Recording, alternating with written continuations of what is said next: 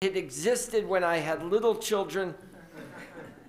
But I know of this technology because there are people who regularly fly on the airlines, and they use them when they're flying because of a concern over screaming babies on the flight. But there are also people who use noise-canceling headphones in order to be able to better concentrate on the work that they're doing.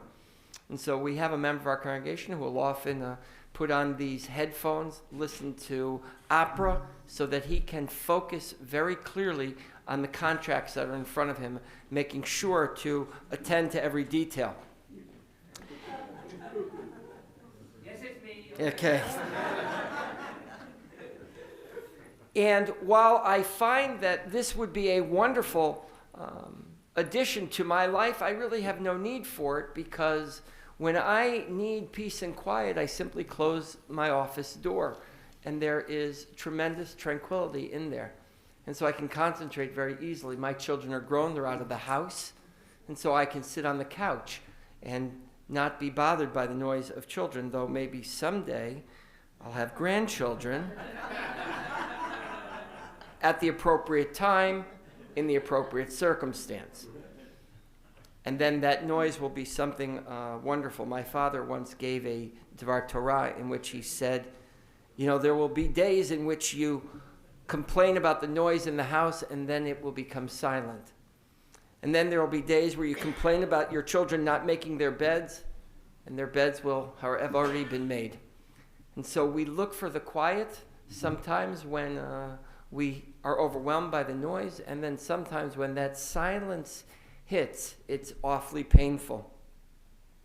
And we know that we can do this sometimes consciously, and sometimes we can do this subconsciously.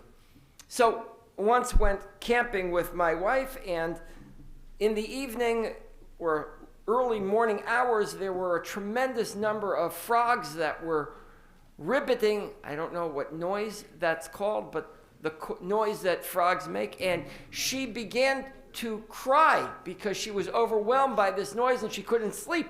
And she rolled over and saw that I was sleeping quite peacefully. She, of course, woke me up and said, "I don't understand how you can sleep with all that noise going on." To which I, of course, responded in the most loving, husbandly way possible. And I said to her, well, because I'm at one with nature. That wasn't met very nicely. But you know that a certain noise that can bother some will leave other people completely unaffected. Some people are bothered by the noise of a barking dog outside. Some like the sound. Some people like the sound of children running through the hallways. It shows the vibrancy of an organization, but it also shows there's a little noise going on. And so we recognize that it can be good and it can be bad. We also recognize how we decide we're going to feel about it is incredibly important. Right on cue. Is everything okay out there? Yes, we just got a customer for the kids. Okay, good. But we also know that sometimes we are subject to noise that we wish we wouldn't hear. We've often heard children, when they hear their parents talking about something that they shouldn't be hearing, you'll hear kids go, "La, la, la, la, la, la, la, la, I cannot hear you." Have you ever seen that? Have you ever been subject to that in your life? Or have you ever been the one doing that? Because I know that that happens when my children sometimes speak of parties that they go to in college or in real life. I say, "La, la, la, la, la." I don't want to hear that. Sometimes we get to choose what we're going to hear, and sometimes we don't get to choose. And sometimes we'll hear something, it will create an image for us, and we'll say, "That's something I can't unsee." And that's what happens in this morning's Parsha. I want to alert you to something that doesn't happen. That's something we don't see, something we don't hear, but we imagine is there. So let me share with you what the story is. And this is how it goes. Vayhi kasher ba Yosef el achav, Vayifshetu oto, right? And the brothers saw that Joseph was coming. Vayifshetu et Yosef et kuntanto et kitonet hapasim asher alav. And the brothers saw the beautiful coat that he was wearing, right? Vayikachuhu vayishlechu oto habora v'abor reik eino bo mayim. And they ripped the coat from him and threw him into the pit. And of course you imagine, at least I hope you imagine, what Joseph's response was. And the reason why I say I hope you imagine, because there's nothing in the text that says anything about what his reaction was. The text is silent on Joseph's reaction to his brother's violent attack of him. He doesn't say a word according to the text here in this location. We don't see the brothers respond to his reaction. In fact, Joseph seems to be silent in this moment. And you ask yourself the question, is it possible? Being attacked by his brothers? Having this beautiful gift that his father had just given him ripped from his back? Him tossed into a hole? Is it possible he didn't utter a sound? Or do the brothers just simply turn a deaf ear? And we too try to distance ourselves from the pain that Joseph must have been feeling. The Ramban, Nachmanides, says the following. He says, Ki haya achihem saram mitnachem umitnapel lifnehem v'lo yirachamu v'akatuv lo siper zeh sham o mipnei shehadavar yadua b'teva ki yitchanen adam le'achiv b'vo le'adam haralo. It's not possible, says Ramban, that he didn't make a sound. It's just that the text doesn't need to tell us he did. The reason why the text is silent is because we know exactly how people respond naturally to being attacked, and that is they respond gewalt. They schrei gewalt. They say, this can't possibly be happening to me. They scream, and we don't need to have the text tell us because Ramban says that's just the way people respond. So we don't need to be shared what's going on there. In the face of this evil, Midrash Tanchuma says the following about Yosef. When he was thrown into the pit, terror of the serpents below and the scorpions transformed his face, says the Midrash. And all color fled and he turned green. The Midrash fills in the response for us because it's not possible that Joseph had no reaction. In fact, he was so afraid that his face turned green. You've had that feeling in your life. Faced with extraordinary terror, you can feel the blood rush out of you. You can imagine a circumstance in which maybe you're getting mugged and you scream out, give out, somebody save me, somebody help me. But the text doesn't record it. And we're left with an extreme problem as to why.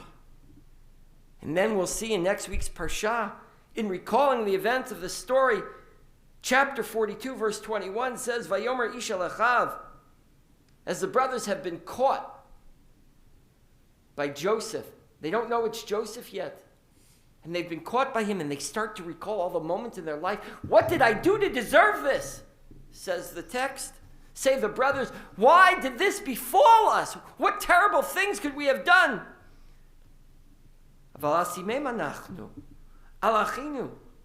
It must be because of what we did to our brother.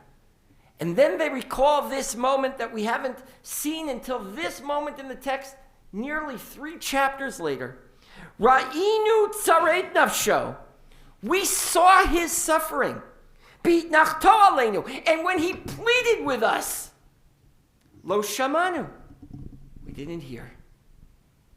They recall something the text hadn't told us about. That in fact he did cry out. In fact he did plead with them. In fact he did look terrified. And they didn't see it. And they didn't hear it. Because they turned a deaf ear to his pain and his suffering.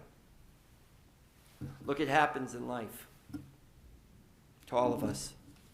When we see pain and anguish befall those whom we love, we feel our own frailty, says the prophet Ben Sira, says the sage Ben Sira.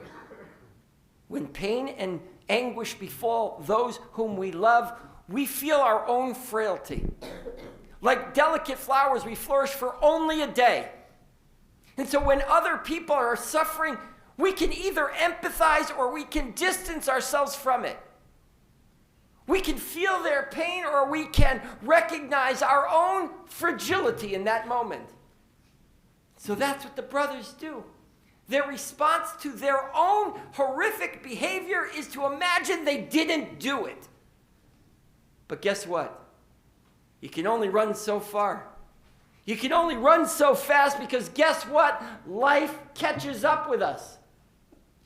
And when we learn to ignore the pain of others, we haven't learned anything. When we can't hear the cry of the suffering, we haven't learned anything.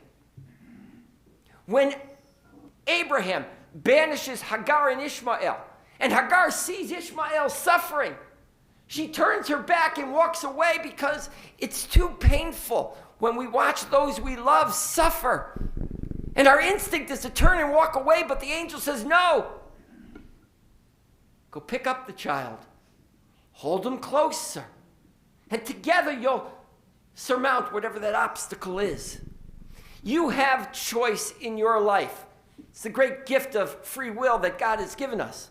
You can, in your life, if you choose to ignore the suffering of those around you, you can turn off the TV. You can turn off your social media and turn a blind eye and a deaf ear to those people in the world who are suffering. But when it hits close to home, there's no escape. And your only choice is to pick up the crying child. You can't ignore it. When I was raising children, we had something called the Ferber method. In fact, if you employed the Ferber method, it was called Ferberizing your child. That was a technique, and that was you had to let the child cry. They had to learn how to self-soothe. The hours we spent in the living room with the TV blasting so we wouldn't hear the child cry were excruciating. Because the instinct is to go pick up a child when it's crying. Now, my children have all turned out perfectly normal because of the Ferber method. But I would say to you that when you hear somebody crying, don't turn a deaf ear. Don't turn a blind eye. Even if it seems like it's the best thing in the world to do, don't walk away. When we hear the suffering of other people, we can never turn a deaf ear. Even if it hurts us terribly to be involved in another's suffering, we must recognize that we will survive in that space. You have to say to those people around you who are in pain, I'm unafraid to be with you in this location. It's not going to kill us, but together we can survive. So it's a message that I often give, and I give it again today. There are moments in which silence is wonderful, but don't let that silence be because you have determined there's silence, but only because there's peace and tranquility. Shabbat Shalom. We continue with Musaf. It's introduced by the Chatzi Kaddish, page 184. Please rise. יתקדש ויתקדש שמי רבה Amen. ויעלמא דברה